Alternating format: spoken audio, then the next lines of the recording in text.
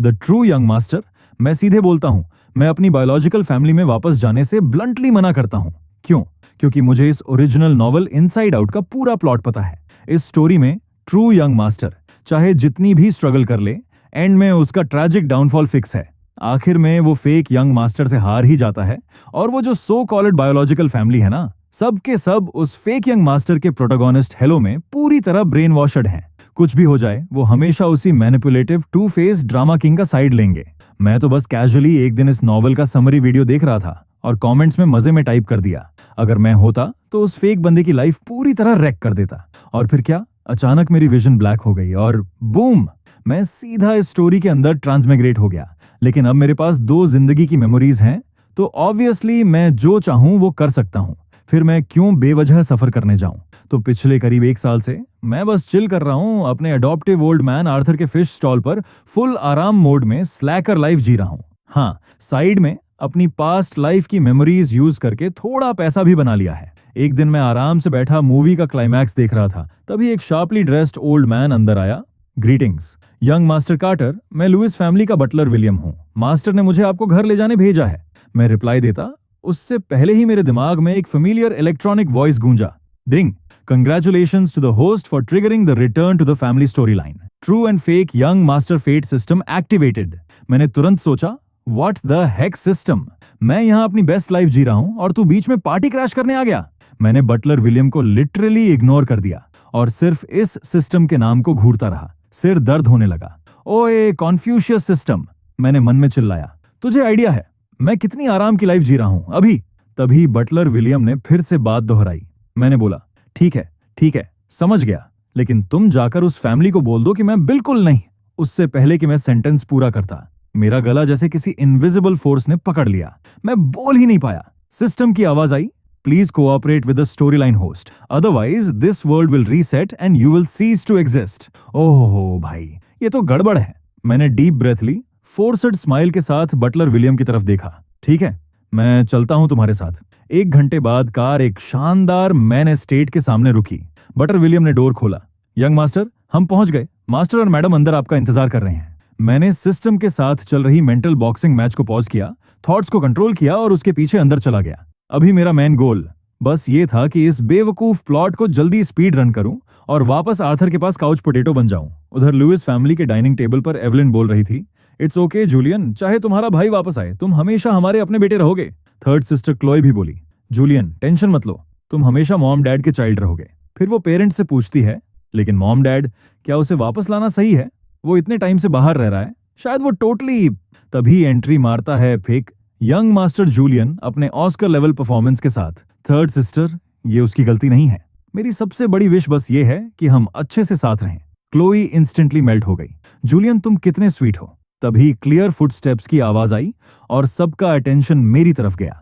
मैं कुछ बोलने ही वाला था कि मेरी नजर डाइनिंग टेबल पर गई और एग्जैक्टली जैसा सोचा था वैसा ही, मेरे लिए एक भी चेयर नहीं।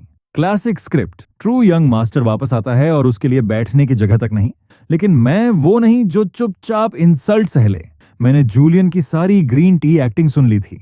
ड्रामा किंग को हराने के लिए उससे ज्यादा ड्रामा करना पड़ता है। मैं टेबल के पास गया, सबको घूरा और बोला, तो आप लोग मेरी लविंग बायोलॉजिकल फैमिली हो?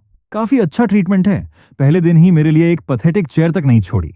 एक तरफ जूलियन पर प्यार बरसा रहे हो और दूसरी तरफ मुझे जज कर रहे हो, जिसे तुमने आज तक प्रॉपर्ली देखा भी नहीं। क्या यूनाइटेड फैमिली है? मेरे सार्काज्म से सबके चेहरे ऑकवर्ड हो गए, कोई कुछ बोल नहीं पाया। तभी फेक यंग मास्टर जूलियन तुरंत बोला, I am sorry brother, usually हम कुछ ही लोग खाते हैं, इसलिए चेयर ऐड करना भूल गए। वाह, क्या लाइन थी। ऊपर से इनोसेंट, अंदर से शार्प अटैक। मतलब इनडायरेक्टली बोल रहा था कि मैं अचानक आ टपका। उसके वर्ड सुनकर रिचर्ड और एवलिन के दिल का गिल्ट थोड़ा कम हो गया और अंदर ही अंदर सोचने लगे, ये लड़का मैनर्स नहीं जानता। मैंने चिन पर हाथ रखकर जूलियन को देखा, जो अभी भी इनोसेंट विक्टिम बन रहा था, और बोला, मुझे याद है इस फैमिली में और भी सिस्टर्स हैं, है ना? ये लोग फैमिली के साथ प्रॉपर्ली वाइब क्यों नहीं करते? क्या ये लोग यूजुअली डिनर के लिए घर भी नहीं आते? लेकिन ऑनेस्टली, एक टू फेस्ड स्नेक को हैंडल करने के लिए तुम्हें खुद ज्यादा टू फेस्ड बनने की जरूरत नहीं है। तुम्हें बस उससे ज्यादा शार्प होना पड़ेगा। अच्छा बनकर खेलना है। ठीक है, देखते हैं ये मास्क कितनी देर तक टिकता है। जिस दिन मैं ये मास्क फाड़ दूंगा ना, उस दिन असली फेस सबके सामने होगा। जैसे ही मैंने जूलियन पर इनडायरेक्ट अटैक किया, क्लोई तुरंत भड़क गई। ऑफ कोर्स वो लोग घर आते हैं, हमारी फैमिली बॉन्डिंग बहुत स्ट्रांग है। तुम ऐसा क्यों बोल रहे हो? मैंने कैजुअली शोल्डर्स उचका दिए। मैं तो बस क्यूरियस था, क्योंकि जूलियन की लॉजिक से अगर वो लोग आते हैं तो शायद उन्हें भी खड़े होकर ही खाना पड़ता होगा। तभी सिस्टम को सहन नहीं हुआ। होस्ट, बेवजह ड्रामा मत करो, तुम सिर्फ एक सपोर्टिंग कैरेक्टर हो। अगर लुइस फैमिली से निकाल दिए गए तो लाइफ भर ब्लीड रहोगे, फिर मेरा परफॉर्मेंस बोनस कैसे मिलेगा? मैंने आराम से माइंड में रिप्लाई दिया, मेरी डेस्टिनी मेरी खुद की है, हेवन की नहीं। तुमने बोला स्टोरी आगे बढ़ाओ, लेकिन प्रोसेस कैसे होगा ये तो नहीं बताया। तुम्हारे रूल्स चाहे जितने भी हों, मेरे एटीट्यूड पर कोई रिस्ट्रिक्शन नहीं है। सिस्टम लिटरली चुप हो गया। ये तो सही बोल रहा है, मैं आर्ग्यू ही नहीं कर सकता। उधर एवलिन क्लियरली खुश नहीं थी, लेकिन उसने साइलेंस तोड़ा। बटलर विलियम, यंग मास्टर के लिए एक और चेयर लाओ। Yes madam. बटलर विलियम के आईज में हल्की एक्साइटमेंट दिखी। उसे लग रहा था अब इस घर में फुल एंटरटेनमेंट मिलने वाला है। चेयर आने के बाद मैंने ऑफिशियली पहला हर्डल क्लियर कर लिया। अब कम से कम खड़े होकर खाना नहीं खाना पड़ेगा। मैंने सामने रखा स्टेक और सैलेड आराम से फिनिश किया, फिर मेड की तरफ देखा। हेलो, कुछ और है खाने के लिए? मेरा क्रीम सूप अनटच्ड देखकर एवलिन ने आईब्राव रेज की। तुमने सूप फिनिश नहीं किया? फूड वेस्ट करना अच्छी बात नहीं है। मैंने पोलाइटली स्माइल किया और पास्ट लाइफ वाला सैवेज मोड ऑन किया। सॉरी, मेरा एपिटाइट थोड़ा बड़ा है। हमारी फैमिली इतनी भी ब्रोक नहीं है कि मुझे पेट भरने से रोके, राइट? बस फिर क्या? जूलियन ने मौका पकड़ लिया। मॉम प्लीज, उसे ब्लेम मत करो, वो इतने साल बाहर रहा है, ऑब्वियसली उसे नई चीजें ट्राई करने का मन करेगा। एवलिन का एक्सप्रेशन इंस्टेंटली चेंज हो गया। उसने मुझसे नजर हटा ली और मेड को सिग्नल कर दिया। क्लियरली उसकी इंप्रेशन मेरे लिए और गिर गई। मैंने जूलियन की तरफ देखा, ग्रीन टी किंगडम का रियल किंग। मुझे जेन्युइनली लगा इस फैमिली के स्क्रूज लूज हैं, इतनी बेसिक मैनिपुलेशन भी नहीं समझ पा रहे। लेकिन ऑनेस्टली मुझे पेटी फाइट्स का मूड नहीं था। मेरा मेन फोकस था पेट भरना। आधे घंटे बाद जब मैंने लास्ट क्रैब पीस भी खत्म कर दिया, तब एवलिन ने जूलियन से कहा, जूलियन, अपने भाई को ऊपर उसके रूम तक ले जाओ। कार्टर, अभी इंप्रेशन अच्छा नहीं है, लेकिन तुम हमारे ही बेटे हो। मैं चाहती हूं तुम दोनों थोड़ा बॉन्ड करो। मैंने मन में सोचा, चल देखते हैं ये बंदा मुझे फंसाने वाला है या खुद स्टेयर से गिरने का ड्रामा करेगा। लेकिन बाहर से मैं एकदम काल्म स्माइल के साथ बोला, lead the way little brother. मेरा टोन ऐसा था जैसे सर्वेंट को ऑर्डर दे रहा हूं। जूलियन ने तुरंत विक्टिम फेस बना लिया और एवलिन की तरफ देखा, जैसे मैंने कोई बड़ा क्राइम कर दिया हो। एवलिन ने डांटा, कार्टर, तुम बड़े भाई हो, ऐसे बात करते हैं छोटे भाई से। मैंने मन में बोला, आर यू सीरियस? मैं जैसे चाहूं वैसे बोलूं, लेकिन मैं जानता था अगर अभी आर्ग्यू किया तो वही होगा, मुझे और डांट पड़ेगी और जूलियन सिंपैथी पॉइंट्स ले जाएगा। तो मैंने गेम उल्टा खेला। मैंने ड्रामेटिकली झुककर कहा, यस, मेरी गलती है। Young master Julian, please lead the way. ये ओल्ड सर्वेंट अपना रूम नहीं जानता। जैसे ही मैंने खुद को ओल्ड सर्वेंट कहा, लुइस पेरेंट्स ऑकवर्ड हो गए। खून से उनका बेटा खुद को सर्वेंट बोल रहा था, उनको गिल्ट हिट करने लगा। तभी रिचर्ड ने फाइनली बोला, बस करो जूलियन, अपने भाई को रूम दिखाओ। कार्टर, इतना फॉर्मल होने की जरूरत नहीं है, ये तुम्हारा घर है। उसकी टोन में थोड़ा सॉफ्टनेस था, लेकिन क्लियरली फाइनल डिसीजन वही था। जूलियन समझ गया, अब विक्टिम कार्ड काम नहीं करेगा, तो वो ओबीडियंट बनकर मुझे ऊपर ले गया। लेकिन सीधा रूम दिखाने की जगह वो पूरे सेकंड फ्लोर का टूर देने लगा। गेमिंग रूम, प्राइवेट स्टडी, हर जगह फ्लेक्स कर रहा था, जैसे बोल रहा हो, असल मालिक मैं हूं। जब वो अपना बेडरूम दिखाने वाला था, मैंने सीधा डोर बंद कर दिया। बैम। बस, मेरा रूम कहाँ है? मेरे पास तेरे साथ टाइम वेस्ट करने का मूड नहीं है। ऐसे लोगों को हराने का सबसे बेस्ट तरीका है उन्हें पब्लिक एम्बैरेसमेंट फील कराना। उसकी हरकतें मेरे लिए वैसी ही थीं जैसे कोई स्ट्रे डॉग सड़क पर टेरिटरी मार्क कर रहा हो। तुम्हें यहां वापस आने का कोई हक नहीं है, तुम्हें तो स्लम्स में सड़ जाना चाहिए था। जैसे ही मैंने उसका मास्क एक्टिवली टेयर करना शुरू किया, जूलियन ने भी एक्ट छोड़ दिया और उसके फेस पर सीधा घिन भरा एक्सप्रेशन आ गया। इस फैमिली का असली यंग मास्टर सिर्फ मैं हूं, मैंने ब्लैंक फेस के साथ बोला। तू इडियट है क्या?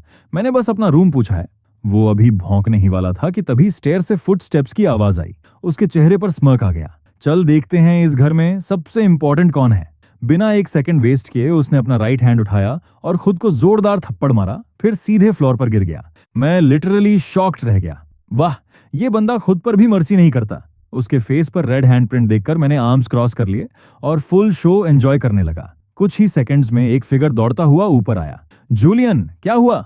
एक्ट्रेस एंट्री परफेक्ट टाइमिंग पर थी। जूलियन फ्लोर पर पड़े पड़े परफॉर्मेंस चालू। सेकंड सिस्टर, मैं ठीक हूं। मुझे पता है भाई मुझसे नफरत करता है क्योंकि मैंने उसकी लाइफ ले ली। अगर मुझे मारने से उसे अच्छा लगता है तो वो मार सकता है। सब मेरी गलती है। प्लीज भाई, फैमिली पर अपना गुस्सा मत निकालो।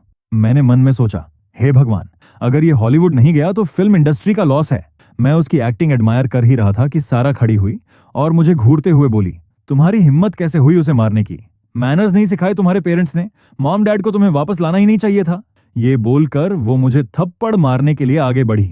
अरे अरे, मारना गलत बात है, पता है ना? मैंने तुरंत उसका रिस्ट पकड़ लिया। मेरे फेस की प्लेफुल स्माइल गायब हो गई। तुम्हें इतना श्योर कैसे है कि मैंने ही मारा है? अगर गेम खेलना है तो मैं भी खेलता हूं।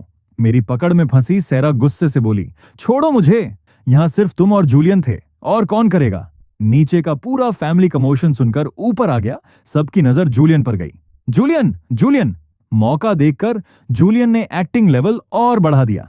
Dad, mom, third sister, Carter, तुमने मुझे क्यों मारा?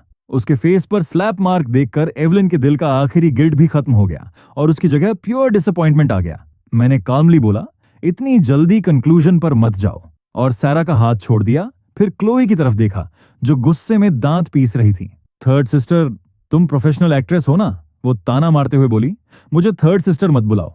वायलेंट हग? तो क्या हुआ अगर मैं एक्ट्रेस हूं? इसका क्या लेना देना है? तुमने जूलियन को मारा।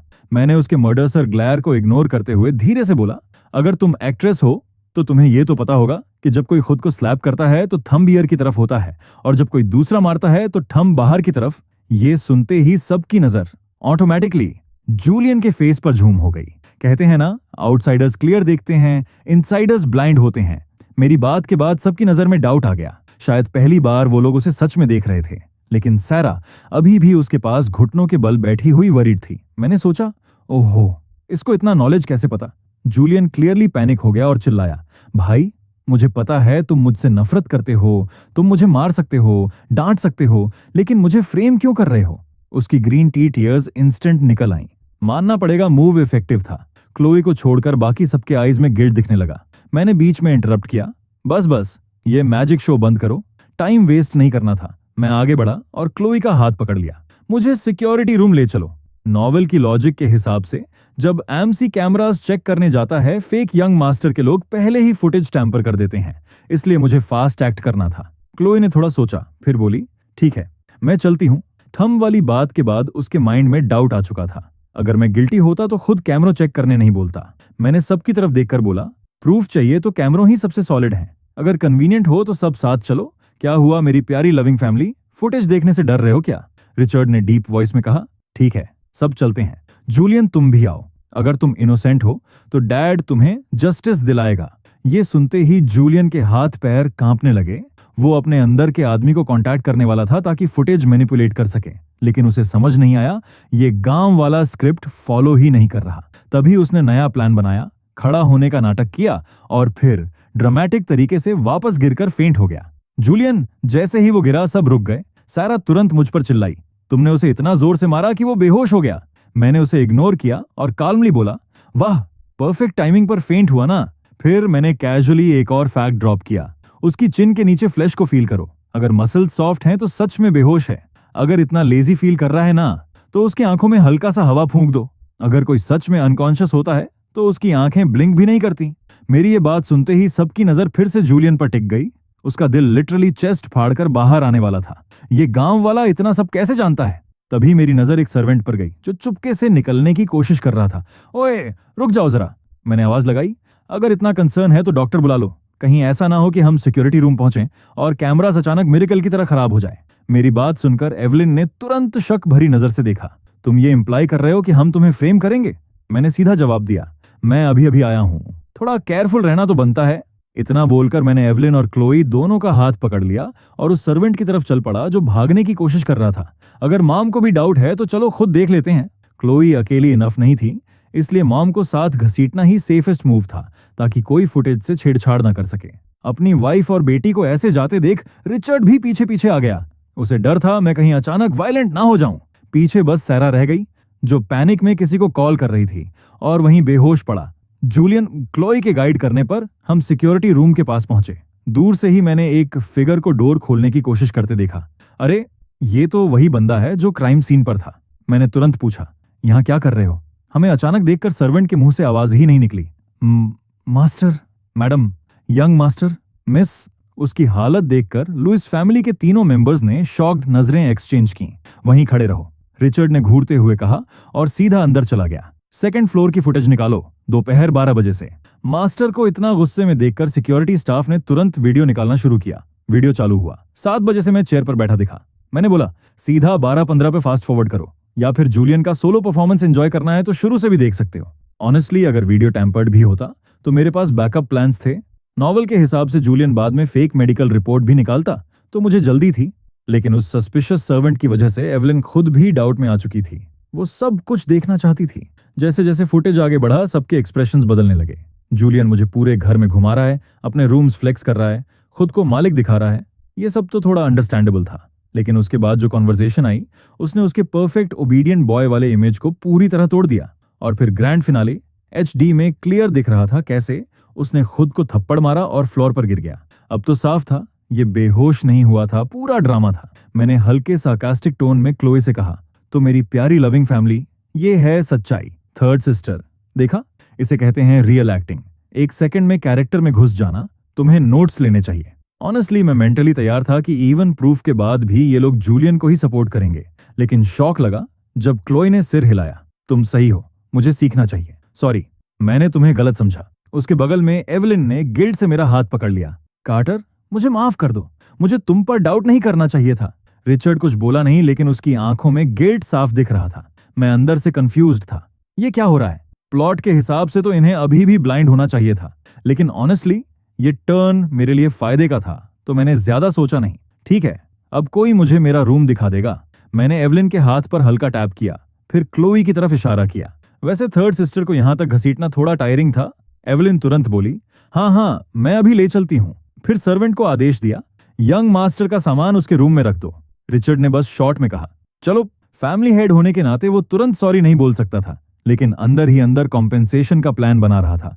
उसे समझ आ गया था जूलियन आखिर जूलियन ही है। फार्मर एंड वाइपर वाली कहानी सच होती है। कुछ लोग कभी नहीं बदलते। हम लोग जाने ही वाले थे कि तभी एक सर्वेंट हांफते हुए दौड़ता आया। मास्टर, मैडम, डॉक्टर आ गए हैं। लेकिन यंग मास्टर जूलियन अभी तक नहीं जागे। सेकंड मिस ने आपको तुरंत बुलाया है। रिचर्ड का फेस इंस्टेंटली डार्क हो गया। चलो देखते हैं। उसकी आवाज भारी और ठंडी थी। अब भी उसने जूलियन को कॉन्फ्रंट भी नहीं किया था और वो फिर से नया ड्रामा शुरू कर चुका था। चलो देखते हैं अब ये नया कौन सा ट्रिक खेल रहा है। सर्वेंट को आगे आगे चलते देखकर मैं क्लोई की तरफ मुड़ा। वो क्लियरली डीप सोच में थी। मैंने तुरंत मौका पकड़ा। थर्ड सिस्टर, एक बेट लगाए। मेरे जनरेशन में वही अकेली थी, तो परफेक्ट टारगेट वही थी। उसने क्यूरियस होकर पूछा, बेट किस चीज का? अब उसका इनिशियल प्रेजुडिस ऑलमोस्ट खत्म हो चुका था। मेरी स्ट्रेट फॉरवर्ड वाइब उसे इंटरेस्टिंग लगने लगी थी। जूलियन की फेक स्वीटनेस के मुकाबले में फ्रेश लग रहा था। हमारी बात सुनकर रिचर्ड और एवलिन भी क्वाइटली सुनने लगे। उन्हें भी क्यूरियोसिटी थी कि मैं क्या करने वाला हूं। मैंने हल्की स्माइल के साथ बोला, सिंपल है डॉक्टर, जो डायग्नोसिस देगी मैं पहले से प्रिडिक्ट कर सकता हूं। टर्म्स फिक्स करके हम लोग जूलियन के रूम पहुंचे। वो बेड पर एकदम सीधा पड़ा था, फुल अनकॉन्शियस एक्टिंग मोड में। उसके पास एक फीमेल डॉक्टर खड़ी थी, age around 25-26, looks solid 9/10, soft aura, calm personality. Clear था ये लुइस फैमिली की प्राइवेट डॉक्टर है, और नॉवेल के हिसाब से ऑब्वियस था ये वही जेंटल फीमेल सपोर्टिंग कैरेक्टर है। लेकिन कंफर्म करने के लिए मुझे उसकी डायग्नोसिस सुननी थी। डॉक्टर कुछ बोलती उससे पहले सारा भड़क गई। डैड, इसे यहाँ क्यों लाए? इसकी वजह से जूलियन इस हालत में है। अभी भी वो मानने को रेडी नहीं थी कि गलती जूलियन की है। रिचर्ड ने हल्का सा फ्राउन किया। वो तुम्हारा भाई भी है, और जूलियन की कंडीशन क्या है? डॉक्टर ने तुरंत जवाब दिया, Mister Louis, young master, Julian की कंडीशन अच्छी नहीं है। एक्सेसिव एंजाइटी और चीक पर ब्लंट फोर्स ट्रॉमा की वजह से माइल्ड कंफ्यूजन हुआ है। इन दोनों फैक्टर्स से ब्रेन में ब्लड फ्लो कम हुआ और वो फेंट हो गए। मैं अंदर ही अंदर बोला, बिल्कुल वही, एग्जैक्ट प्रिडिक्शन। इंस्टेंटली सबकी नजर मुझ पर आ गई। क्लोए के पास खड़ा मैं काल्म था, लेकिन बाकी तीनों के चेहरे बिगड़ चुके थे, क्योंकि मैंने जो बेट लगाया था डॉक्टर ने वर्ड टू वर्ड वही बोला। मैंने पहले ही गेस कर लिया था, एंजाइटी, मूड स्विंग्स और चीक इंजरी, ऐसे एक्सक्यूजेज जो बिना प्रॉपर इक्विपमेंट वेरीफाई नहीं हो सकते। डॉक्टर स्टेला ने मुझे देखा, तो तुम नए यंग मास्टर हो, तुम्हें काफी नॉलेज है। मैंने कैजुअली जवाब दिया, बस गांव के वेट से थोड़े ट्रिक्स सीख लिए, कुछ खास नहीं। मेरी सार्काज्म से वो थोड़ी चिढ़ गई, लेकिन फिर भी बोली, प्लीज मेरी प्रोफेशनलिज्म पर डाउट मत करो। मैं टॉप मेडिकल एकेडमी से ग्रेजुएट हूं। उसकी टोन पोलाइट थी, लेकिन अंदर से क्लियरली डिसडेन था। कंफर्म हो गया, ये जूलियन की साइड में है। अब मुझे ऑफेंसिव खेलना था। अगर आज जूलियन बच गया तो आगे एंडलेस प्रॉब्लम्स होंगी। मेरी खुद की सेकंड सिस्टर मुझे मारने वाली नजरों से देख रही थी। मैंने ग्रिन करते हुए कहा, अच्छा इतनी एक्सपर्ट हो?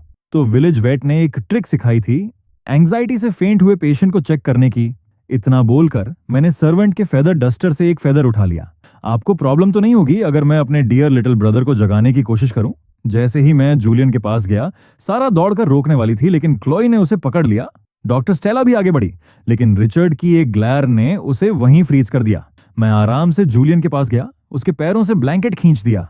लिटिल ब्रदर, चलो फीट वॉश का टाइम है। वो इतना नर्वस था कि उसका पूरा बॉडी कोल्ड स्वेट में भीगा हुआ था। सॉक्स और ब्लैंकेट में बंद पैर का स्मेल इतना टॉक्सिक हो चुका था कि खुद मुझे घिन आ रही थी। मेरी चीरफुल आवाज सुनकर जूलियन अंदर से टूट चुका था। उसे पता था फैमिली के सामने इंसल्ट होने वाला है। मैंने फेदर से उसके पैर के तलवे को टिकल करना शुरू किया। उसे ऐसा फील हो रहा था जैसे चींटियां दौड़ रही हों। वो चिल्लाना चाहता था, लेकिन कैरेक्टर ब्रेक नहीं कर सकता था। उसने पूरी ताकत लगाकर मसल्स टाइट कर लिए, दांत भींच लिए, लेकिन आवाज नहीं निकाली। मैंने बोला, डन। मॉम इधर आओ। फिर आंख मारकर एवलिन से बोला, याद है मैंने पहले क्या फैक्ट बताया था? ऑनेस्टली मैं उसके लिए नहीं रुका था। स्मेल इतना अनबेरेबल था कि नाक बंद करनी पड़ रही थी। एवलिन धीरे से आई। उसने उसकी आर्म टच की। मसल्स रॉक सॉलिड टेंस थे, जो किसी अनकॉन्शियस इंसान में पॉसिबल ही नहीं होता। उसका चेहरा इंस्टेंटली डार्क हो गया। उसने रिचर्ड की तरफ देखा और हल्का सा नॉड किया। सबको बेसिक नॉलेज होती है, जब कोई सच में बेहोश होता है तो मसल्स पूरी तरह लूज होते हैं। लेकिन जूलियन ने खुद को कंट्रोल करने के लिए बॉडी को इतना टाइट कर रखा था कि पकड़ा गया।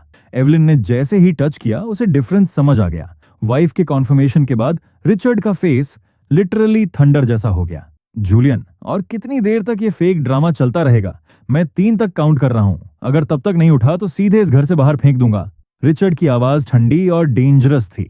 ये सुनते ही जूलियन अंदर से पैनिक हो गया। लेकिन अगर अब उठ गया तो गेम ओवर। उसने होंठ दबाए और डिसाइड कर लिया, एंड तक डेड बॉडी बनकर पड़ा रहेगा। तभी सेरा, जो अभी भी कुछ समझ नहीं पाई थी, मुझे घूरते हुए बोली, डैड ये क्या बोल रहे हैं? और तुम वो फेदर नीचे रखो। वो आगे बढ़ी उसे छीनने के लिए, लेकिन मैंने इजीली साइड स्टेप कर लिया और उसी दौरान फेदर एक्सीडेंटली जूलियन के नाक के नीचे टच हो गया। उसके पैर की टॉक्सिक स्मेल और मेंटल प्रेशर का कॉम्बो इतना हैवी था कि बस लिमिट क्रॉस। जूलियन खुद को कंट्रोल नहीं कर पाया। इस बार वो सच में बेहोश हो गया। पूरा रूम शॉक में जम गया। यहां तक कि सारा भी, जो अभी अटैक करने आई थी, डिसबिलीफ में फ्रीज हो गई। ये माइल्ड कंकशन है। सीन बिगड़ता देख डॉक्टर स्टेला तुरंत डैमेज कंट्रोल करने लगी। यंग मास्टर कार्टर, आप हद पार कर रहे हैं। इतना हार्श कैसे हो सकते हैं? लेकिन उसे यह समझ नहीं आया कि अब सारा को छोड़कर बाकी सब उसकी बात से अग्री नहीं कर रहे।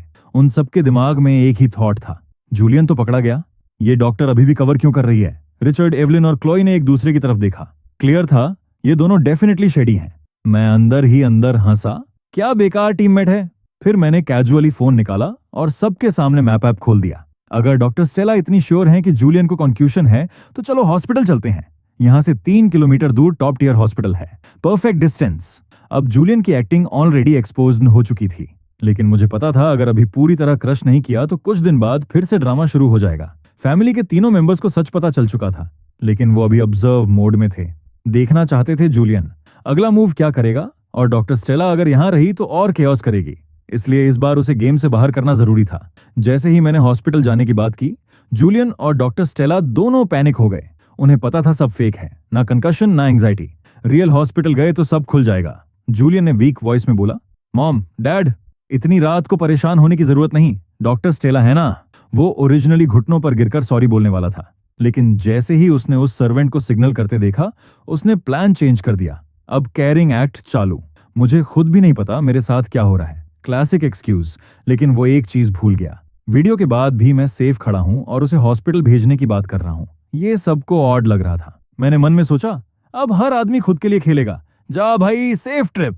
जूलियन का बिहेवियर चेंज देखकर लुइस फैमिली ने सटली उस सर्वेंट की तरफ देखा। अब उन्हें पूरा डाउट हो चुका था। एवलिन आगे बढ़ी, कंकशन छोटी बात नहीं है, हॉस्पिटल चलना ही पड़ेगा। उसने ब्लैंकेट खींचते हुए स्ट्रिक्ट टोन में बोला, नीचे चलो, अभी के अभी।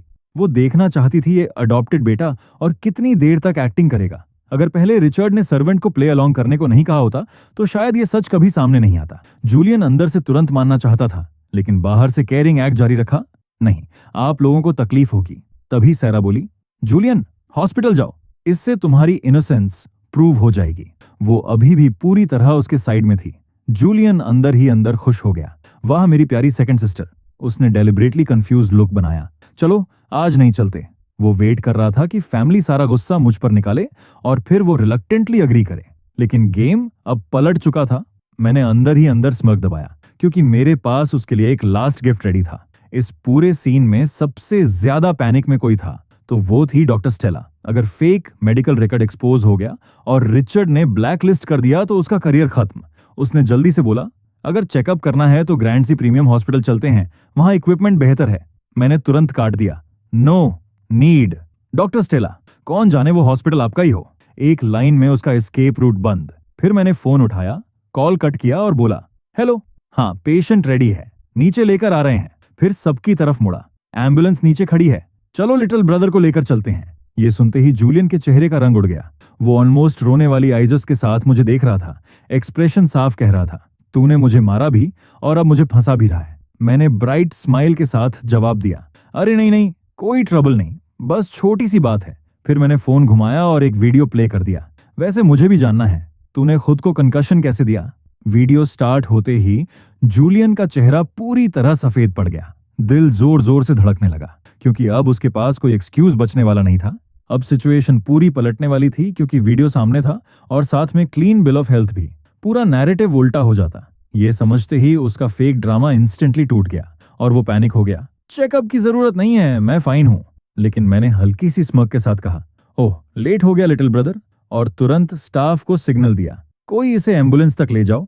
ये सुनते ही और ये देखकर कि रिचर्ड बिल्कुल भी इंटरवीन नहीं कर रहा, कुछ हट्टे कट्टे सर्वेंट्स ने जूलियन को पकड़ लिया, जो पैनिक में पागलों की तरह स्ट्रगल कर रहा था। उसे नीचे घसीटते हुए ले गए और वो लिटरली ब्लाइंड पैनिक में था। मैं बस खड़ा देख रहा था कैसे जूलियन कंट्रोल खोकर थ्रैश कर रहा था। रिचर्ड ने डॉक्टर स्टेला को एक डार्क लुक दिया और बिना कुछ बोले रूम से निकल गया। शो खत्म, मैं अपने रूम जा रहा हूं। मैंने कैजुअली क्लोई को ग्राइन के साथ वेव किया और एक सर्वेंट के पीछे अपने क्वार्टर्स की तरफ चल पड़ा। माइंड में ऑलरेडी कैलकुलेशन चल रही थी कि अब फैमिली के साथ जो बेट लगाया है वो कलेक्ट करने का टाइम आ गया है। रास्ते में क्लोई सारा को सिक्योरिटी रूम की तरफ खींच ले गई क्योंकि उसे सब कुछ प्रॉपरली एक्सप्लेन करना था। और हाँ, मुझे बेसमेंट या किसी क्रैम्ड यूटिलिटी रूम में नहीं डाला गया। सर्वेंट के साथ मैं अपने रूम पहुंचा, सूटकेस नीचे रखा और ऑनेस्टली ये ट्रीटमेंट देखकर खुद मुझे भी सरप्राइज हुआ। यूजुअली रियल यंग मास्टर को बेसमेंट या स्टेयर्स के नीचे फेंक देते हैं, लेकिन यहाँ तो फुल टॉप टियर सेटअप था। रूम में PC, walk in closet, private bathroom और मैसिव किंग साइज बेड, सब कुछ रेडी था। ओवरऑल मेरे एज के किसी भी लड़के के लिए perfect flawless room. Honestly expect नहीं किया था कि मेरे बायोलॉजिकल पेरेंट्स और सिस्टर्स इतनी जल्दी एटीट्यूड फ्लिप कर देंगे। मैं बेड पे लेट गया और फाइनली उस सिस्टम को निकाला जिसे मैं पूरे शाम इग्नोर कर रहा था। चल एक बार कंफर्म करते हैं, मुझे बस उन लोकेशंस पे प्रेजेंट रहना है जहां मेरे रिलेटेड प्लॉट इवेंट्स होते हैं, राइट? सिस्टम ने जवाब दिया, करेक्ट। सिस्टम खुद भी कंफ्यूज था क्योंकि उसे ऐसा होस्ट मिला था जो बॉर्न रिबेल था। जब मैं पहले जूलियन को डिसमेंटल कर रहा था तब सिस्टम ऑलमोस्ट इमरजेंसी अलार्म दबाने वाला था। लकली मैंने उसके 10,086 रूल्स में से कोई वायलेट नहीं किया, वरना वो अपनी पावर यूज करके मुझे रोक देता। मेरे टॉप टियर मूव्स सोचकर सिस्टम को खुद हेडेक आ रहा था, लेकिन फिर भी उसने प्रोटोकॉल फॉलो किया और रिवॉर्ड डिस्ट्रीब्यूट किया। डिंग, कॉन्ग्रेचुलेशंस होस्ट, आपने लुइस फैमिली और जैंग नॉन टास्क्स कंप्लीट किए और ऑफिशियली लुइस एस्टेट में शिफ्ट हो गए। Reward, master level mixed martial arts skills. Notification आते ही मेरे सिर में अजीब सा सेंसेशन हुआ। भाई दूसरा ब्रेन उगरा क्या? एक सेकंड में मेरे माइंड में MMA, traditional martial arts, sanda, Brazilian jiu-jitsu, BJJ kwan और लेजेंडरी इलेक्ट्रिक 5 व्हिप स्ट्राइक तक की नॉलेज फ्लड हो गई। सीरियसली मार्शल आर्ट्स स्किल्स दे दिए। मैंने अपने बॉडी को फील किया। वेट, सेम जैसा ही है। मैंने लिप्स कर्ल किए। थैंकफुली मैं रेगुलर एक्सरसाइज करता हूं तो फिजिकली ये मूव्स एग्जीक्यूट कर सकता हूं। मेमोरीज डिजेस्ट करने के बाद मैंने कुछ क्लोथ्स क्लोजेट में रखे और सूटकेस लेकर बाहर निकल गया। तभी ग्राउंड फ्लोर पर क्लोई और सारा से टकरा गया। कार्टर कहाँ जा रहे हो? सारा ने पूछा। रूम नहीं मिला क्या? मैं दिखा देती हूँ। मैंने सिर हिलाया। नहीं, मैं थोड़ी देर के लिए अपने पुराने प्लेस जा रहा हूँ। क्लोई की तरफ देखते हुए बोला, बेट अभी भी वैलिड है? क्लोई तुरंत समझ गई। Of course. फिर बोली, मैं ड्राइव कर देती हूँ, अभी कैब मिलना मुश्किल है। तभी सारा बोली, मैं भी चलूंगी। और सॉरी, मैंने तुम्हें गलत समझा। मैंने मुस्कुरा कर कहा, नो वरीज, हम फैमिली हैं, छोटी बातों पर स्ट्रेस मत लो। सारा लिटरली ऐसे हेड डाउन कर रही थी जैसे माउंट एवरेस्ट में छिपना हो। मैंने कैजुअली हाथ हिलाकर कहा, ट्रूथ सामने आ गया, बस छोड़ दो। फैमिली खुद भी सरप्राइज थी कि उन्होंने इतनी जल्दी अपनी मिस्टेक रियलाइज कर ली। और ऑनेस्टली मुझे भी ईगो ट्रिप लेने का कोई इंटरेस्ट नहीं था। जितने ज्यादा सपोर्टर्स उतनी आसान मेरी चिल लाइफ। कार्टर यानी मैं जैसे ही उसे आसानी से फॉरगिव किया, सारा जेन्युइनली मूव्ड लग रही थी। क्योंकि पहले जब जूलियन थोड़ा सा भी अपसेट होता था तो उसे मंथ्स तक अपनी सैलरी और अलाउंस खर्च करनी पड़ती थी। उसे मनाने में डिफरेंस साफ था। और अब सोचने पर क्या सच में गलत था कि उसने जूलियन को अपने रूम में चेंज करते समय आने से रोका था। अपने प्रेजुडिस हटाकर सारा भी बाकी लुइस फैमिली की तरह फाइनली कॉमन सेंस यूज करने लगी। चलें अब। उसकी स्पार्कलिंग आईज देखकर मैं थोड़ा कंफ्यूज था। ये लड़की जेन्युइनली नाइव है क्या? मैंने कुछ खास किया भी नहीं और ये रेडी है मेरे पीछे कहीं भी आने के लिए। चलो, मैंने कहा। सारा ने तुरंत मेरा सूटकेस पकड़ लिया और मेरा आर्म पकड़कर डोर की तरफ चल पड़ी। हम आधे रास्ते तक पहुंच चुके थे तब क्लोई को रियलाइज हुआ कि वो पीछे रह गई है। मैंने अभी अभी अपने ऑसम नए भाई को एक्सेप्ट किया और तुम उसे स्टील कर रही हो? Carter wait! वो चिल्लाती हुई हमारे पीछे दौड़ी। ऑब्वियसली वो सारा को मोनोपोली नहीं लेने देने वाली थी। 1 घंटे बाद हम एक रनडाउन एरिया के छोटे फिश स्टॉल पर थे। ओल्ड आर्थर, ओल्ड आर्थर, आपका बेटा जैकपॉट मार के आया है, एक हांफती हुई मिडिल एज्ड वुमन चिल्ला रही थी। ओल्ड आर्थर, जो अभी तक ये सोचकर टेंशन में था कि कार्टर अपने नए घर में एडजस्ट कर पा रहा है या नहीं, वो तुरंत अलर्ट हो गया। मिसेस बार्न्स, क्या हुआ मेरे कार्टर को? उसने घबराकर पूछा और जवाब आया, आपका बेटा 2 स्टनिंग गर्ल्स को घर लेकर आया है। मिसेस बार्न्स ने आखिर सांस संभालते हुए एक्साइटेड टोन में कहा, अरे हम सालों से एक दूसरे को जानते हैं। जब सही टाइम आए ना तो कार्टर से बोलना दूसरी वाली लड़की को मुझसे मिलवाए। पूरे मोहल्ले की फेमस मैच मेकर हूं मैं। 2 खूबसूरत लड़कियां देखकर उसका दिल तो ऑलरेडी खुश हो गया था। बस प्रॉब्लम यह थी कि उनकी कार इतनी एक्सपेंसिव थी कि सीधा जाकर पूछने की हिम्मत ही नहीं हुई। उधर ओल्ड आर्थर ने जैसे ही ये 2 लड़कियां को वाली बात सुनी, उसका सिर दर्द करने लगा। ये लड़का सुबह उठा था सीधा साधा और दोपहर तक प्लेबॉय बन गया। ये सोचते हुए उसने चुपचाप अपना अल्टीमेट वेपन निकाल लिया, 7 स्टार लेदर बेल्ट। आज तो लॉयल्टी का फुल लेक्चर प्रैक्टिकल के साथ देने वाला था। और इधर मुझे तो इनकमिंग फादरली लव का बिल्कुल आइडिया नहीं था। मैं बस हेल्पलेस होकर अपनी दोनों सिस्टर्स को देख रहा था जो फिश मार्केट के एंट्रेंस पर ऑकवर्ड खड़ी थीं। तुम दोनों यहीं वेट करो। इस टाइम क्राउड कम है, लेकिन क्लोजिंग के टाइम यहाँ साफ सफाई का कॉन्सेप्ट थोड़ा वीक रहता है। टेक्निकली चलने लायक तो था, पर ये दोनों पैम्पर्ड क्वींस कभी ऐसे प्लेस में आई ही नहीं थीं। फ्लोर पर फिश स्केल्स चिपके हुए, इधर उधर ऑर्गन्स पड़े हुए, श्रिम्प गिरा हुआ, पानी के पडल्स और ऊपर से गर्मी, हवा लिटरली फ्रेग्रेंट थी। ये सब देखकर सारा के दिल में अचानक गिल्ट आया। मेरा भाई इतने कंडीशंस में रहता था और मैं आज इसे घर से निकालने का सोच रही थी। क्लोई एक्ट्रेस होने के कारण थोड़ी अडेप्टेबल थी, लेकिन वो भी शॉक में थी। मूवी सेट्स और रियलिटी में जमीन आसमान का फर्क होता है। सड़ी हुई फिश की स्मेल उसके लिए बिल्कुल नया एक्सपीरियंस था। मैंने कहा, चलो मैं अकेला ही जाता हूं। लेकिन सारा ने डिस्कम्फर्ट दबाते हुए स्टबनली सिर हिलाया। अगर मेरा भाई सालों से यहां रहा है तो मैं एक बार वॉक भी नहीं कर सकती क्या? क्लोए भी बोली, हाँ चलो, अंकल से मिलना भी है। मैंने साई लिया, ठीक है जैसा तुम चाहो, और उन्हें नैरो गलियों से ले जाता हुआ फिश स्टॉल तक पहुंचा। मैं कुछ बोल पाता उससे पहले ही अंदर से एक गूंजती हुई आवाज आई, ओए छोटे हरामी, एक दोपहर में ही बिगड़ गया तू। आज अगर तुझे लेसन नहीं सिखाया ना तो अपना सरनेम बदल दूंगा। और अगले ही सेकंड ओल्ड आर्थर 7 सितारा बेल्ट लेकर मेरी तरफ चार्ज कर गया। मैं तुरंत साइड हो गया। अरे ओल्ड मैन, सिखाने की जरूरत नहीं है, सरनेम तो ऑलरेडी आपका ही है। ऊपर से जवाब दे रहा है। वो और भड़क गया। देखता हूं कितना प्लेबॉय बना है। मैं चिल्लाया, मैं प्लेबॉय नहीं, इनोसेंट हूं। मैं तो स्नो व्हाइट से भी ज्यादा प्योर हूं। अच्छा ये ले। और बस इलेक्ट्रिक 5 विप स्ट्राइक का लाइव डेमो शुरू हो गया। 10 मिनट बाद ऊपर वाले छोटे रूम में मैं अपना बट पकड़कर बैठा था, जो लिटरली 8 टुकड़ों में टूट चुका लग रहा था। ओल्ड मैन, एक बार मेरी बात तो सुन लेते। मैं गुस्से से उसे देख रहा था और वो आराम से चाय पी रहा था। मैं तुम्हें लेने आया था और आपने आते ही कॉम्बो अटैक शुरू कर दिया। वो बोला, किसने कहा था शुरू से प्रॉपर्ली एक्सप्लेन मत करना? फिर उसने दोनों लड़कियों की तरफ देखा। इस लड़के ने तुम्हें कोई परेशानी तो नहीं दी? बीटिंग के दौरान ही मैंने सिचुएशन एक्सप्लेन कर दी थी कि ये मेरी बायोलॉजिकल सिस्टर्स हैं। क्लोई ने हल्का सा स्माइल करते हुए कहा, कार्टर बहुत वेल बिहेव्ड है जब तक सामने एनिमी ना हो। सारा को कुछ समझ नहीं आया तो बस उसने सिर हिला दिया। मैं उठकर सीरियस टोन में बोला, मजाक छोड़ो, क्या आप सच में मेरे साथ शिफ्ट नहीं करोगे? ये वही बेट था जो मैंने लुइस फैमिली से किया था कि ओल्ड आर्थर को अपने पास ले आऊंगा। रिचर्ड ने मेन विला में रहने से मना किया था, लेकिन पास में हाउस और सर्वेंट्स देने का प्रॉमिस किया था, मतलब फुल अर्ली रिटायरमेंट पैकेज। लेकिन ओल्ड आर्थर ने हाथ हिलाया। मैं यहाँ ठीक हूँ और नीचे जाने लगा। मैं थोड़ा बाहर जा रहा हूँ, अपनी सिस्टर्स को ज्यादा वेट मत कराना।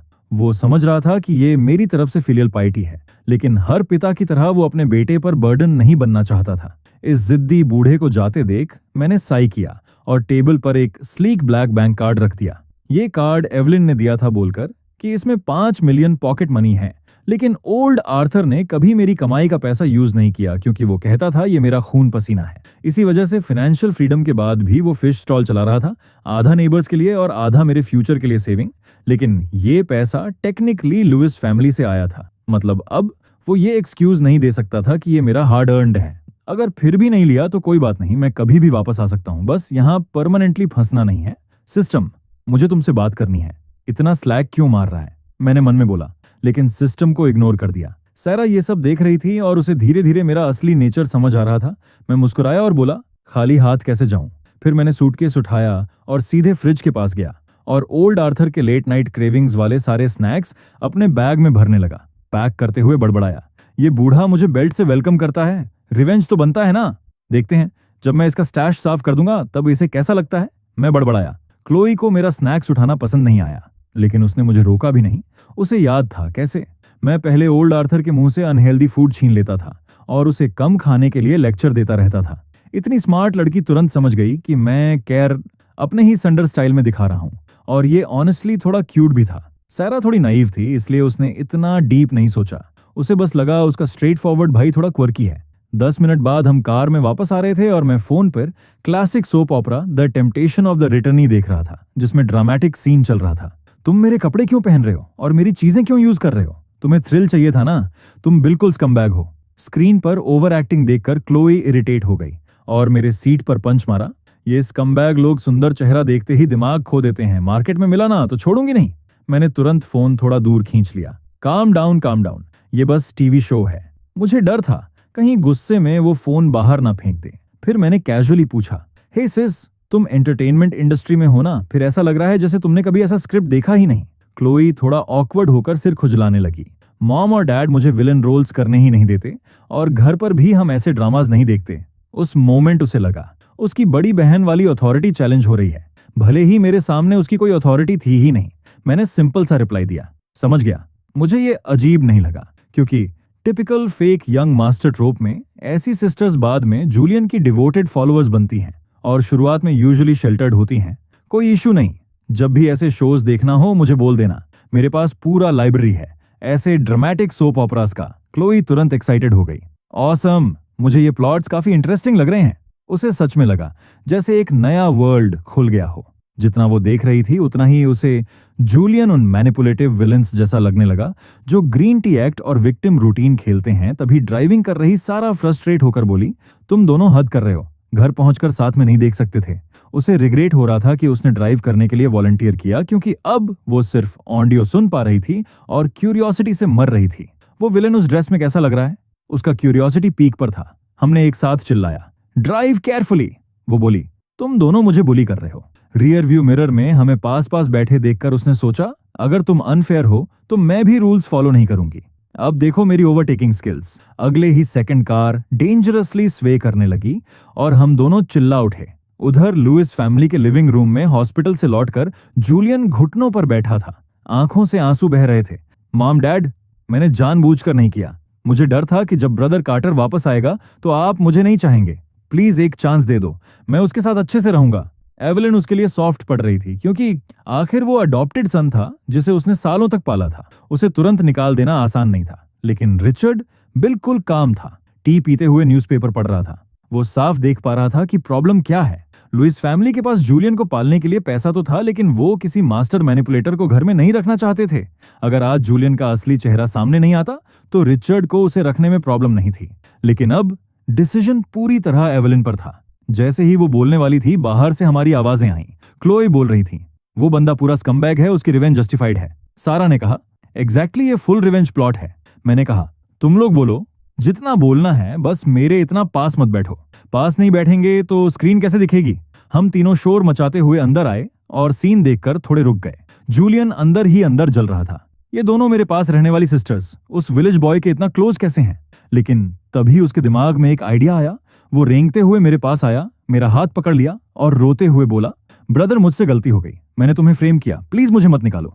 ये चालाक मूव था, क्योंकि अगर मैं मना करता तो मैं सेल्फिश दिखता, और अगर मान जाता तो वो घर में रह जाता। उसने ग्रिप और टाइट कर ली, लेकिन मैंने बिना डिले किए उसके शिन पर किक मारी और बैलेंस खोते ही एक परफेक्ट शोल्डर थ्रो मारकर उसे मार्बल फ्लोर पर पटक दिया। जोरदार आवाज के साथ वो गिरा और उसकी चीख निकल गई। उस एक गिरावट ने एवलिन के अंदर बची हुई मैटरनल फीलिंग्स को ट्रिगर कर दिया। आखिर उसने उसे पाला था, उसके सामने उसे पिटते देख उसे दर्द तो हो रहा था, लेकिन वो कुछ बोलती उससे पहले ही मैंने बात काट दी। क्या मैं तुम्हें ऐसा लगता हूं जिसे मार खाना पसंद है? मैंने स्लीव ऊपर चढ़ाई और इरिटेट होकर जमीन पर तड़पते जूलियन को घूरा। मैं उस इंसान को क्यों माफ करूं जो मुझे जानबूझकर हर्ट करता है और ऊपर से अपॉलॉजी का ड्रामा करता है? मेरी फोर आर्म पर 10 क्रेसेंट शेप के नेल मार्क साफ दिख रहे थे, लाल पड़ चुके थे और धीरे धीरे पर्पल हो रहे थे। थोड़ा और डिले होता तो स्वेलिंग पक्की थी। मैं कोई हेल्पलेस यंग मास्टर नहीं था जो सब सह ले। अगर सिस्टम के 10,086 रूल्स का रिस्क नहीं होता तो मैं उसे इससे भी ज्यादा शॉकिंग एंडिंग दे देता। तुमने सच में मुझे डिसअपॉइंट किया है। एवलिन ने मार्क्स देखकर तुरंत मेरा हाथ पकड़ लिया। उसकी आंखों में शॉक और रिग्रेट दोनों थे। उसे यकीन नहीं हो रहा था कि ये अडॉप्टेड सन अभी भी ऐसे डर्टी ट्रिक्स खेल रहा है। कुछ देर पहले उसे उस पर पिटी आ रही थी, लेकिन अब वो खुद को फूलिश महसूस कर रही थी। जूलियन दर्द इग्नोर करके जल्दी जल्दी बोला, मॉम, मैंने जानबूझकर नहीं किया, मैं बस पैनिक में था। उसे पता था असली डिसीजन मेकर कौन है। रिचर्ड भले बाहर से बॉस लगे, लेकिन फैमिली मैटर्स में वो 90% टाइम एवलिन की सुनता है। एवलिन ने सिर हिलाया। अब फर्क नहीं पड़ता। उसकी आवाज पूरी डिसअपॉइंटमेंट से भरी थी। कार्टर वापस आ चुका है। जूलियन, तुम्हें अपने बायोलॉजिकल फादर के पास वापस जाना चाहिए। ये सुनते ही जूलियन को ऐसा लगा जैसे उस पर बिजली गिर गई हो। वो जमीन पर ढह गया, जैसे पानी से बाहर निकली मछली। उसे उस स्मेली फिश स्टॉल में वापस जाना बिल्कुल नहीं था। वो खुद को लुइस फैमिली का यंग मास्टर समझ चुका था।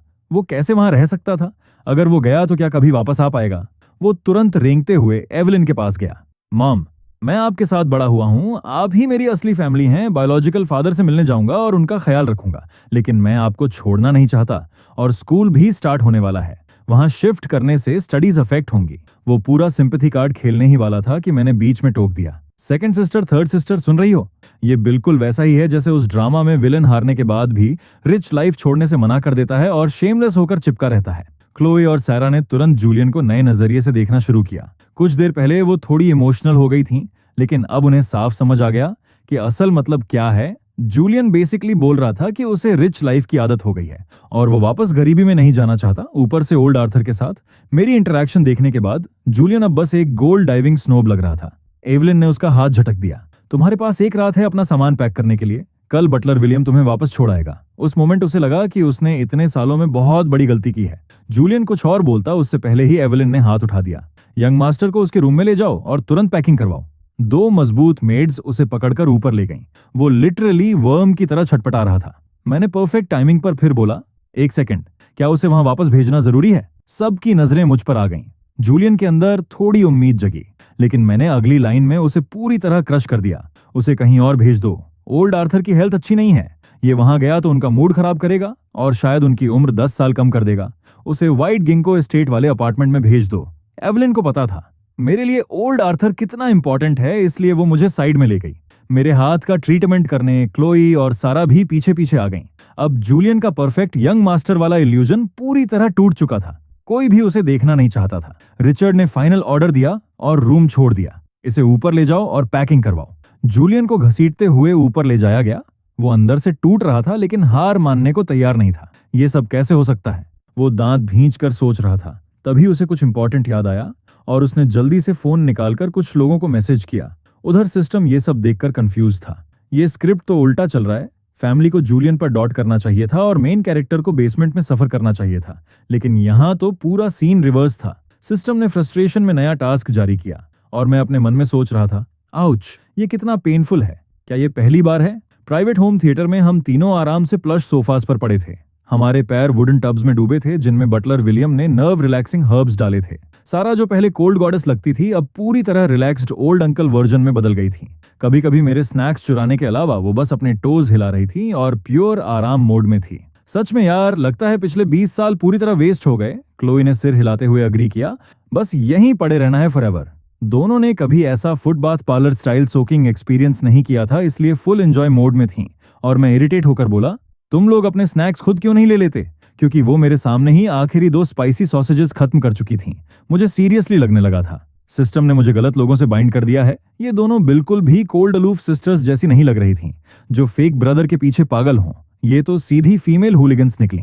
पहले नहीं खाएंगे से शुरू करके अब स्पाइसी स्नैक्स रोक ही नहीं पा रही। सच में हंगर के सामने सब इक्वल हैं। कार्टर, तुम सबसे पास हो ना स्नैक्स के। क्लोई ने शेमलेस स्माइल के साथ हाथ बढ़ाया। एक और पैक, स्वीट एंड स्पाइसी वाला। सारा थोड़ी शाई होकर बोली, मुझे सुपर स्पाइसी चाहिए। इन दोनों को देखकर मैं बस ब्लैंक रह गया।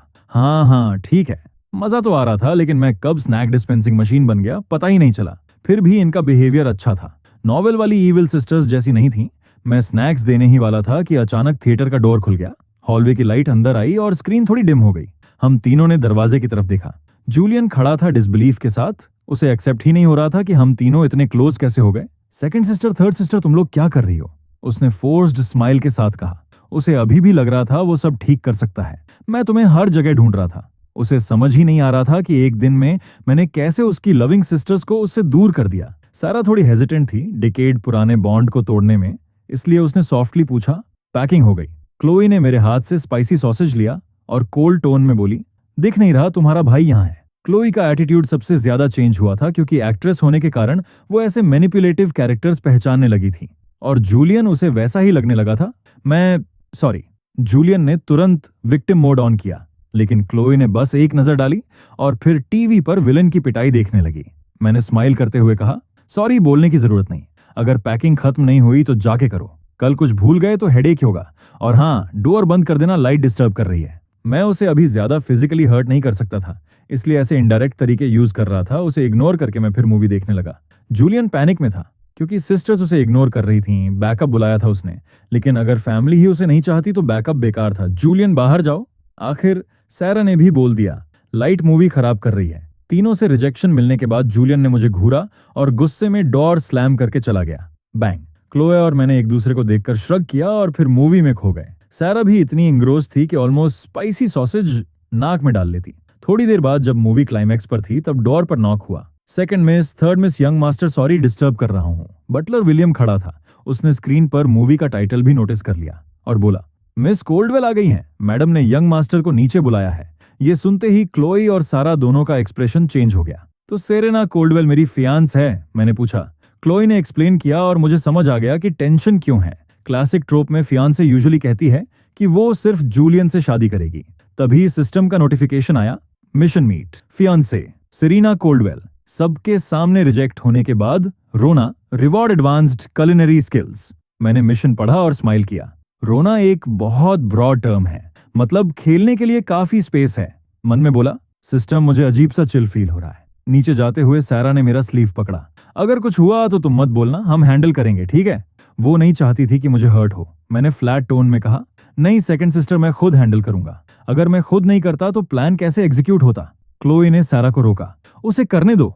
वो क्लियरली क्यूरियस थी कि मैं क्या करूंगा। डोंट वरी, मैं संभाल लूंगा। हम स्टेयर्स के पास पहुंचे और अंदर से जूलियन और एक लड़की की आवाज सुनाई दी। जूलियन, सेरेना, मैं ठीक हूं, जाने दो। डोंट वरी, मैं तुम्हारे लिए जस्टिस लूंगी।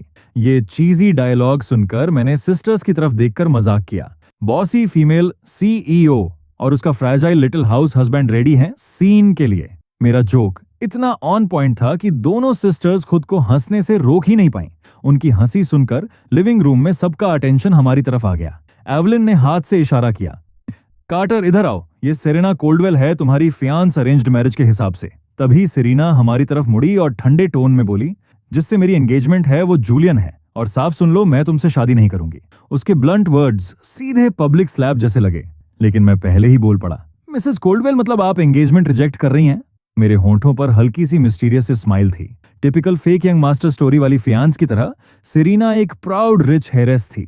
बेहद खूबसूरत, डेलिकेट फीचर्स, कमर तक लंबे काले बाल और एक नेचुरल चार्म जो अटेंशन खींच ले। हाँ, मैं तुमसे शादी नहीं करूंगी, उसने कोल्ड तरीके से कहा। फिर बोली, तुम अभी वापस आए हो और अंडरहैंडेड ट्रिक्स से जूलियन को निकाल दिया। तुम्हारा कैरेक्टर फ्लॉड है। मैं सेरेना कोल्डवेल किसी ऐसे इंसान के साथ नहीं रहूंगी जिसमें मॉरल कैरेक्टर ही नहीं है। उसने लुइस फैमिली की तरफ देखा, एक्सपेक्टिंग कि सब गिल्टी फील करेंगे, लेकिन उसे उल्टा एक्सप्रेशन मिला, जैसे सब सोच रहे हों, ये क्या बोल रही है? वो कुछ और बोलती। उससे पहले ही मैं आगे बढ़ा। जमीन पर पड़े जूलियन को एक किक मारकर साइड किया। सेरेना की ठोड़ी पकड़कर फोन उसके सामने कर दिया। सिस्टम पैनिक में बोला, स्टॉप कॉजिंग ट्रबल। मैंने मन में रिप्लाई किया, ट्रबल कहाँ है? क्राइंग पैथेटिकली ही तो करना है, किससे करना है ये स्पेसिफाई नहीं था। और मैंने वीडियो प्ले कर दिया। सॉरी, मेरा कैरेक्टर फ्लॉड है, मैंने कैजुअली कहा। सिरीना डिसबिलीफ में वीडियो देखने लगी और जूलियन जमीन पर तड़प रहा था। मैंने उसकी ठोड़ी छोड़ दी और श्रग किया। लगता है तुम्हारे ब्रेन में भी कुछ प्रॉब्लम है, मुझसे शादी करने के लायक हो भी क्या? मैं पीछे हट गया और डिस्टेंस बनाते हुए बोला, जब हम दोनों को लगता है हम मैच नहीं हैं तो अपने पेरेंट्स को बोल देना, एक टू फेस्ड वीजल और एक गिल्बल गूज को साथ रखो। तुम्हारी लव स्टोरी फॉरएवर चले। मुझे ग्रीन हैट पहनने का शौक नहीं है। मतलब साफ था, मुझे किसी के साथ चीट होते हुए जीना नहीं है। और वैसे भी मिशन पूरी तरह फुलफिल हो चुका था। एंगेजमेंट कैंसिल करना उसका डिसीजन था, तो कॉम्पेंसेशन लेना भी फेयर था। वीडियो खत्म होते ही सिरीना शॉक में थी। उसने जूलियन की तरफ देखा। ये सब तुमने फोन पर जो बताया उससे बिल्कुल अलग है। जूलियन ने रोना शुरू कर दिया। इस बार जेन्युइनली आंसू और नाक सब बह रहा था। उसे उम्मीद नहीं थी कि मैं सीधे न्यूक्लियर मूव कर दूंगा। उसे लगा था टिपिकल आर्ग्यूमेंट होगा। सिरीना को उसकी हालत देखकर डिस्गस्ट आया और वो हल्का सा पीछे हट गई। लेकिन जूलियन के लिए वो हाफ स्टेप ही बहुत था। अगर बैकग्राउंड में म्यूजिक होता तो सैड वायलिन बजता। उधर मैं मन ही मन सिस्टम से बोला, देखो कोई तो क्राइंग पैथेटिकली कर रहा है। जूलियन सिरीना को समझाने की कोशिश कर रहा था और मैं आराम से पॉकेट से सनफ्लावर सीड्स निकालकर सिस्टर्स के साथ बैठकर पूरा सीन एंजॉय कर रहा था। सिस्टम कंप्लेन कर रहा था, लेकिन टेक्निकली मिशन कंप्लीट था, इसलिए उसे रिवॉर्ड देना पड़ा।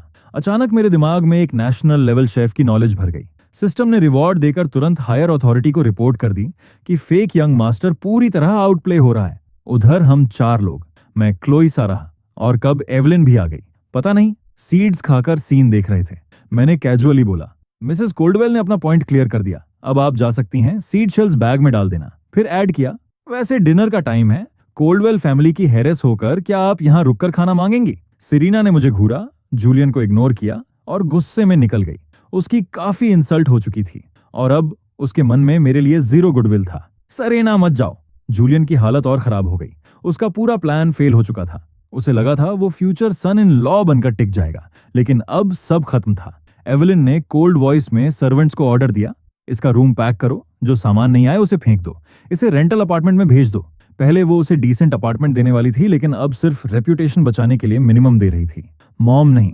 जूलियन कुछ बोल ही रहा था कि सब कुछ उसके हाथ से निकल चुका था। सबसे पहले उसे कार में डालो। एवलिन ने कैजुअली हाथ वेव किया और बोली, उसका सामान पैक होते ही उसे यहां से ले जाओ। हाँ मैडम।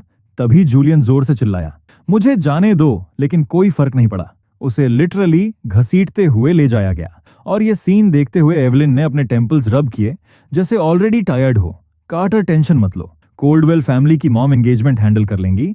और वैसे भी दोनों ग्रैंडफादर्स की सिर्फ दोस्ती ही नहीं थी, बल्कि सॉलिड बिजनेस टाइज भी थे।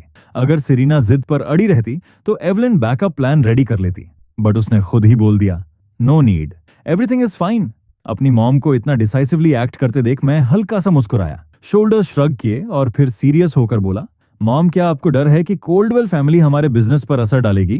क्योंकि वो लोग मेरी हेल्प कर रहे थे, तो मुझे भी थोड़ा कॉम्पिटेंस दिखाना था। इंसान चाहे तो चिल कर सकता है, लेकिन पूरी तरह यूजलेस स्लैकर नहीं बन सकता। फीलिंग्स भी अजीब चीज होती है, कभी लाइफ टाइम टिकती है तो कभी 1 सेकंड में खत्म, स्पेशली ऐसी मेलोड्रामेटिक स्टोरी में तो और भी अनप्रेडिक्टेबल।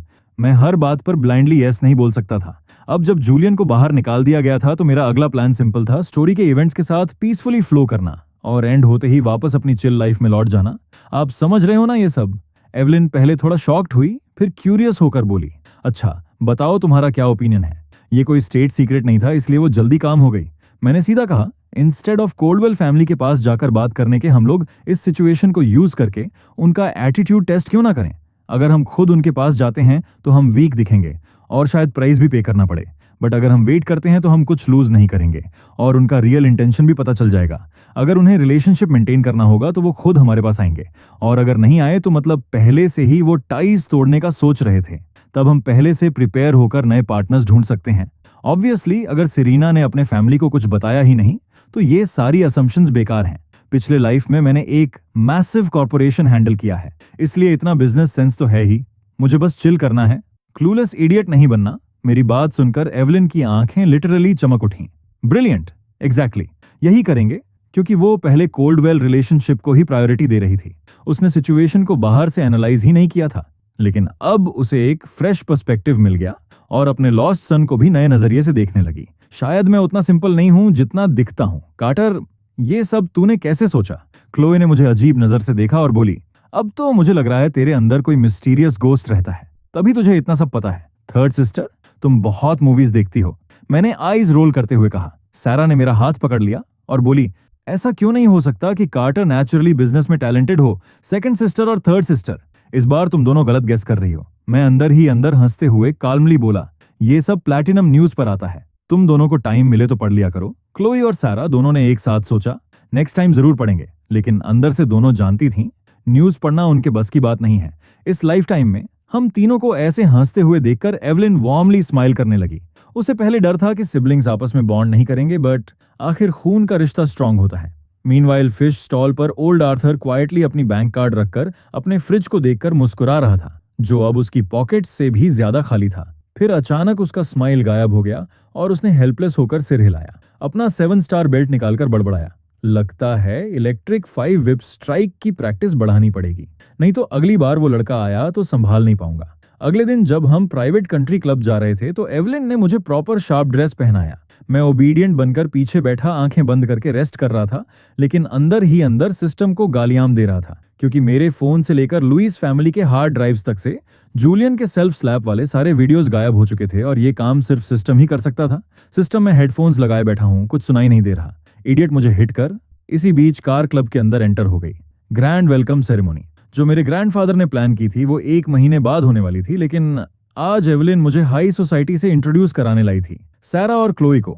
मीनवाइल मेरा स्कूल ट्रांसफर करने का काम मिला था। सेकंड हाई स्कूल से एलीट फर्स्ट हाई स्कूल में एलिवेटर से रूफटॉप स्काई गार्डन पहुंचते ही कुछ रिच लेडीज हमारे पास आईं और मुझे एवलिन के साथ देखकर एक ब्लॉन्ड लेडी ने पूछा, एवलिन ये कौन है? यूजुअली तो तुम जूलियन को लाती थी, आज नया फेस देखकर क्यूरियोसिटी होना ऑब्वियस था। एवलिन ने स्माइल करते हुए मुझे आगे खींचा और बोली, ये कार्टर है, मेरा दूसरा बेटा, जिसके बारे में मैंने पहले बताया था। कुछ सर्कमस्टांसेस की वजह से ये बाहर रह रहा था, अब वापस आया है। असली बर्थ स्वैप वाली कहानी रिवील करने से फैमिली रेपुटेशन खराब हो सकती थी, इसलिए उन्होंने उसे हाइड ही रखा और बस इतना बताया कि फैमिली में 2 बेटे हैं। हेलो आंट्स, मैंने पॉलिटली स्माइल करते हुए कहा तो सबने इंस्टेंटली रिएक्ट किया। कितना अच्छा लड़का है एवलिन, बिल्कुल तुम्हारी यंग एज जैसा दिखता है। और कोई बोली नहीं। ये तो रिचर्ड पर गया है, खासकर उसकी आईज। थोड़ी कैजुअल बातें करने के बाद एवलिन अपने फ्रेंड्स के साथ स्पा सेशन एंजॉय करने चली गई। मैंने कैजुअली बहाना बनाया कि मुझे नीचे जाकर रेस्ट करना है। सिंपल सी बात थी, एक तो मेरी एज में स्किन केयर की जरूरत नहीं थी और दूसरा उनका ओवर एंथुसियाज्म लिटरली सफोकेट कर रहा था। नीचे आते ही मैंने सोचा थोड़ा खाना ढूंढता हूं और चिल मोड में जाता हूं। तभी सिस्टम ने डिंग करके इंटरप्ट किया। Female lead near by detect हुई, मिशन ट्रिगर हुआ, फेक यंग मास्टर से मिलवाओ और रिवॉर्ड में म्यूजिकल इंस्ट्रूमेंट्स की मास्टरी मिलेगी। ऑनेस्टली ये सिस्टम का फाइनल टेस्ट लग रहा था। अगर इसका फिजिकल बॉडी होता तो अभी कॉलर पकड़कर चिल्ला रहा होता, प्लीज मिशन ठीक से कर ले। और ड्रामा बंद कर प्रॉम्प्ट पढ़ते ही मैं रुक गया और उसी डायरेक्शन में चल पड़ा जो सिस्टम ने बताया था। फ्री था तो सोचा थोड़ा फन भी कर लेते हैं, और वैसे भी यहां मेरे पास काफी फ्रीडम थी। प्रॉब्लम बस ये थी कि सिस्टम प्लॉट रिवील नहीं करता था, तो मुझे फीमेल लीड के बारे में 0 आइडिया था। अगर वो जूलियन जैसी ग्रीन टी निकली तो मैं दोनों को लाइफ टाइम के लिए लॉक कर देता।